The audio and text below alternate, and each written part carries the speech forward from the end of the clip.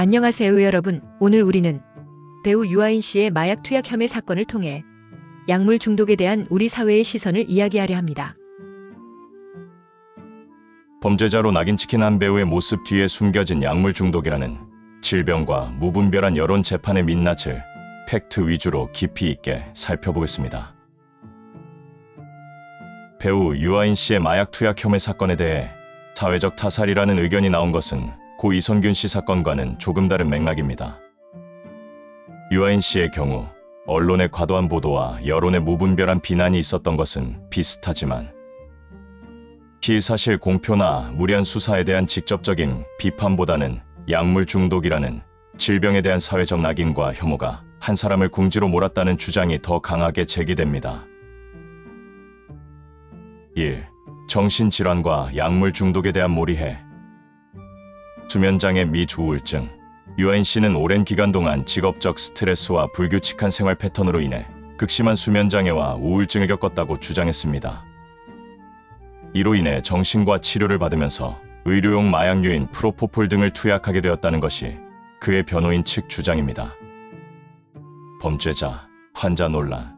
사회에서는 그를 마약을 상습적으로 투약한 범죄자로 낙인 찍었지만 일각에서는 약물 중독은 치료가 필요한 질병이라는 관점에서 접근해야 한다는 주장이 제기되었습니다. 유아인 씨의 행동을 단순한 일탈이 아닌 치료가 필요한 정신건강 문제로 봐야 한다는 것입니다. 마약 틱 논란. 유아인 씨의 모습이 담긴 영상들이 온라인에 퍼지면서 마약 틱이라며 조롱의 대상이 되기도 했습니다. 그러나 전문가들은 영상 속 모습이 마약 중독으로 인한 증상과는 직접적인 연관성이 없다는 의견을 내놓기도 했습니다. 이는 약물 중독에 대한 사회의 몰이해가 낳은 또 다른 비난의 예시로 볼 수 있습니다. 2. 언론의 자극적인 보도와 여론 재판. 마약 종류 및 투약 횟수 보도.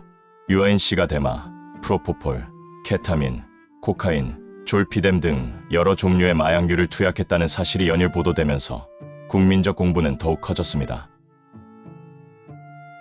구속영장 기각 이후에도 그의 행적과 관련된 소식이 꾸준히 보도되면서 여론 재판을 피할 수 없었습니다. 미확인 사실 유포. 일부 유튜버나 온라인 커뮤니티에서는 확인되지 않은 루머와 추측성 정보를 쏟아냈습니다.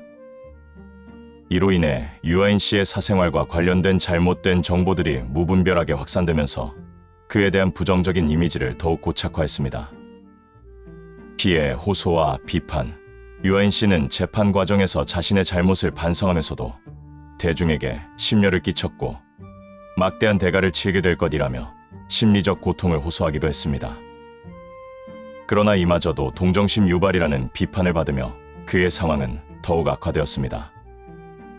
3. 법적 판단과 사회적 형벌의 괴리. 법원의 판단. 유아인 씨는 1심에서 징역 1년과 벌금 200만 원을 선고받았지만 2심에서는 징역 1년의 집행유예 2년으로 감형되어 석방되었습니다. 법원은 그의 오랜 수면, 장애와 우울증을 참작했으며 대마흡연 교사 등 일부 혐의에 대해서는 무죄를 선고했습니다. 솜방망이 처벌 논란. 법원의 집행유예 선고 이후 대중들 사이에서는 연예인이라서 가벼운 처벌을 받았다는 비판이 쏟아졌습니다. 법적 절차에 따른 판단과 국민 정서 사이의 괴리가 드러난 것입니다. 사회적 매장. 재판 결과와는 무관하게 유아인 씨는 사실상 배우로서의 활동을 중단하고 대중으로부터 외면받는 사회적 매장 상태에 놓였습니다. 이로 인해 그는 법적인 형벌 외에 훨씬 더 무거운 사회적 형벌을 받고 있다는 의견이 힘을 얻습니다. 결론적으로 유아인 씨 사건은 마약 투약이라는 명백한 잘못이 있었지만 그가 겪었던 정신적 어려움과 사회가 약물 중독을 바라보는 편협한 시각, 그리고 무분별한 여론 재판이 한 사람의 인생을 파멸로 이끌었다는 점에서 사회적 타살의 또 다른 사례로 언급되고 있습니다. 이 사건을 통해 우리는 약물 중독을 범죄로만 볼 것인지 아니면 치료가 필요한 질병으로 인식할 것인지에 대한 근본적인 질문을 던지게 됩니다.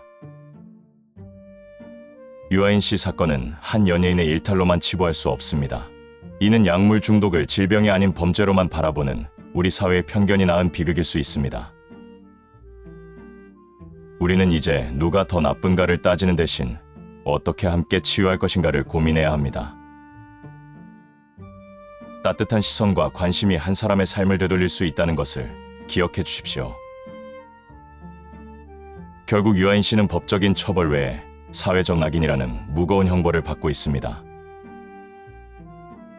이 사건을 통해 우리는 약물 중독에 대한 사회적 논의와 인식 개선의 필요성을 절감하게 됩니다.